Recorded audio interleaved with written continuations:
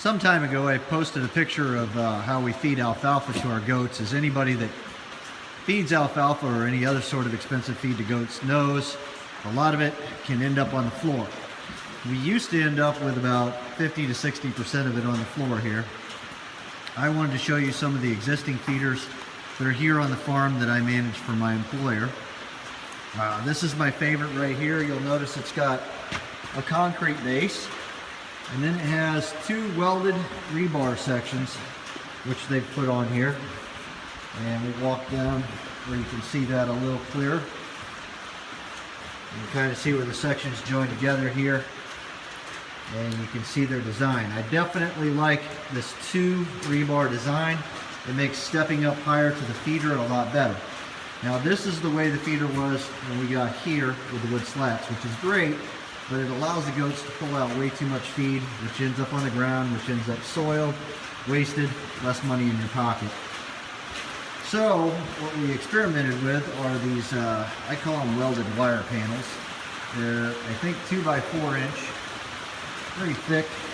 You can see this isn't wire, but rod welded together. And we've taken and put those in here behind the slats, and you can use zip ties, baling twine, or just leave it loose like this one is. But one thing that we noticed is that when you run this area of the panel, run it vertically, because if you do it horizontally, the goats have a real hard time getting in there to feed. As you can see, this little girl right here is having quite the snack and no problem getting to it. Now, the key to this whole thing is this concrete trough which they built underneath here, which catches most of your, the little bit that they do spill, it catches it right there.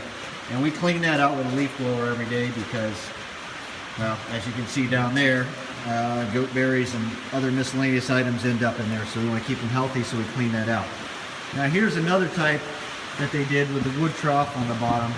That's fine, but I actually prefer the concrete, and I don't know, I like it because the concrete, as you can see, is flat and comes out further, whereas the wood does not. Although this wood design is fine for feeding grain.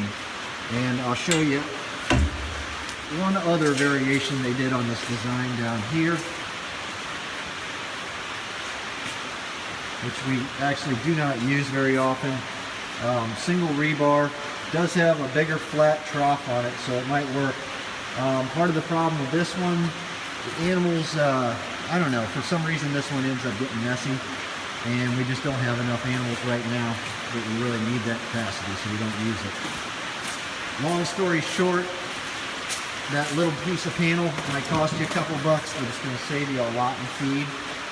A little further down the line, we would love to get this system to where the little bit of grain that we feed them comes down from perhaps the back side and automatically spills in there.